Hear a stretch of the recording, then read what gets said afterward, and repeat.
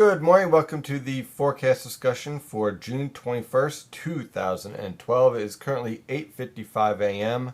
and temperatures are already in the upper 70s to lower 80s over much of the Philadelphia and New York City metropolitan area. In fact, some locations are already in the mid 80s. Yes, it is going to get hot and in a big way. Now, how hot is it going to get? Well, temperatures throughout the urban areas, especially in the Philadelphia metropolitan area, around Newark, immediate New York City, will easily push into the upper 90s, potentially lower 100s for this afternoon. Along the immediate coast, look for temperatures ranging anywhere from the upper 80s to mid 90s, depending on when the sea breeze will take effect right along the immediate coast. If you're right off of the coast, if you're a block or two away from the beach, you'll still remain in the mid to upper 90s, but as you get closer and closer to the coast, the sea breeze will take hold, and luckily for those locations, temperatures will knock back down into the 80s after peaking for highs. So clearly we are dealing with a very, very dangerous air mass for this afternoon, where the heat index is easily going to push into lower, possibly mid 100s. So if you have the chance to stay indoors, please do so. Drink plenty of water, stay safe, try to get into some air conditioned areas.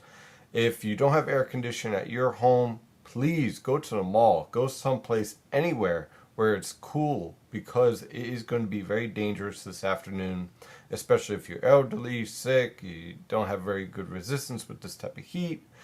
You have to take precautions and drink plenty of water. Let's take a look at the water vapor satellite picture, and you can see that relief is on the way, kind of. We have a cold front that is moving through the western and central Great Lakes right now, but notice where the strongest lifting is focused.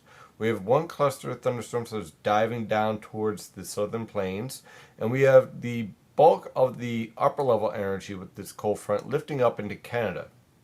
So what we can deal with, what we can expect, should I say, for this cold front tomorrow afternoon is a weakening cold front that will be moving into a very hot and humid air mass.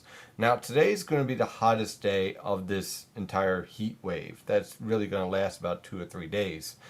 Now what I'm expecting for today is clearly clear skies, very hot conditions. You can see what's happening with all this sinking air over the northern mid-Atlantic. As this cold front moves through tomorrow, what I'm expecting is scattered showers and thunderstorms. A few of these thunderstorms could reach severe levels, but temperatures tomorrow afternoon are still going to rise into the lower to mid 90s, if not higher, depending on the timing of this cold front.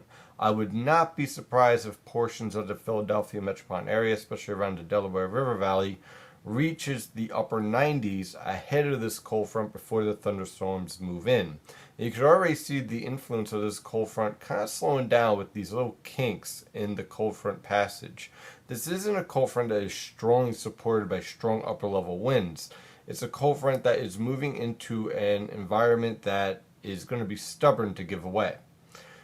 So when we can expect with this cold front, showers and thunderstorms. Once the cold front finally moves through on Saturday morning, expect cooler temperatures. We're talking about the mid to upper 80s, possibly some lower 90s away from the coast. And the humidity will not be as bad, with a heat index more in the 90s than the 100s.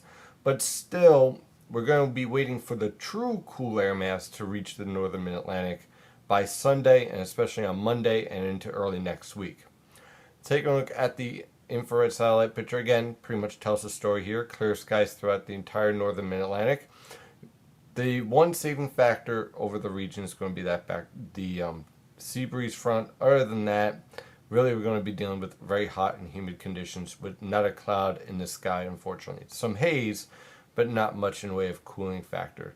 This high pressure system will continue to shift off the coast. We continue to have a southwesterly wind, and like I said with the cold front, it will move through tomorrow afternoon and weaken as it does so. Taking a look at the European model guidance. Using this model guidance, as I think it's the most reasonable over the next several days. The GFS has gone a little bonkers with an upper level low, which I'll show in just a moment. For this afternoon and evening, our ridge starts to shift off the coast. Here comes our trough and our cold front. Again, notice all the lifting is focused in Canada. For tomorrow evening, again, all the lifting, you see this red? That's lifting. That's what's called PVA, positive vorticity advection. you look for that for your areas of strong to severe thunderstorms, as that's where the best dynamics are going to be in the upper levels and mid levels of the atmosphere. Clearly, that is not going to be the case for tomorrow evening. Yes, there will be some lifting with the cold front, but even you can see here at the surface, the cold front is rather ill-defined. So yes, there's going to be a threat for showers and thunderstorms tomorrow afternoon and evening. That could impact the Mets and Yankees game, by the way, at Citi Field for tomorrow evening. Could lead to a delay, but I think the majority of the rainfall is going to exit by 7:30 p.m. So you might have a chance to clear out there before the game starts. So we'll see how that works out. But again, we're really not seeing a strong support of strong cold air advection with this cold front. Yes, it does get cooler, but it's not a strong, huge change. It's going to be a gradual step down to cooler conditions. Again, these showers and thunderstorms will be capable of reaching severe levels, with the thunderstorms featuring frequent lightning, heavy downpours, small hail, and potentially wind gusts over 40 miles per hour. High pressure is going to take control for Saturday afternoon and for Sunday with excellent weather conditions. Again, a little muggy and a little bit uncomfortable on Saturday, with temperatures pushing into upper 80s, possibly lower 90s away from the coast, and lower to mid 80s along the immediate coast. And humidity is going to take a step back as well. Sunday, though, is going to be your best day, with temperatures in the lower to mid 80s for most locations, upper 70s along the immediate coast, low humidity, excellent weather conditions with scattered cloud cover. It's going to be perfect out there. However, on Monday, an area of low pressure is going to move through. That low pressure system and cold front will produce widespread showers and thunderstorms. I don't think they'll be severe though, but what you will notice is a steep drop in your temperatures, as temperatures are going to range in the lower to mid 80s on Monday afternoon, and then on Tuesday might not even break the 80-degree mark. We might be in the mid to upper 70s. So it looks pretty cool for the start of next week. One little thing I want to point out, this tropical disturbance here could be a tropical storm, could be a hurricane, something to keep an eye on in the Gulf of Mexico. And for next week, again, I have no problem with an upper level low setting up. I just don't think it's going to be as intense as the GFS is suggesting, which basically drops the upper level low over portions of northern New Jersey. I think this upper level low is going to be weaker, and it's going to eventually lift north and east into the Canadian Maritimes, producing that battle once again that we're going to see all summer between the heat ridge in the plains and the negative NAO pattern in the northern Atlantic. And we're going to be in between that battle, ranging from cool conditions to heat wave, back to cool conditions, back and forth. A bit of a bipolar summer can be expected as we move on through. Now, we're going to keep an eye on this tropical system here. Obviously, the threat is going to be for Florida. We're going to see how this tropical system interacts with this trough as it starts to lift north and east. Something to keep an eye on. Some of the model guidance is suggesting this tropical disturbance, whether it's a tropical storm or a hurricane or just a tropical depression, could ride up the coast and bring some moderate to heavy rain for the end of next week. Just something to keep in the back of your minds. But for right now, looking for the heat wave to really end on Sunday with low humidity and temperatures back in the upper 70s to mid 80s. Then thereafter, Monday, lower to mid 80s, showers and thunderstorms.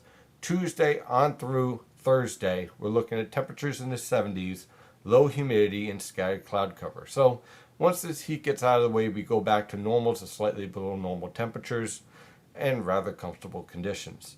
That's your forecast for today. I'm your meteorologist, Stephen DiMartino. You can follow the latest weather information at nynjpaweather.com and nynjpaweather on Twitter and Facebook. Have a wonderful day, and please stay safe out there.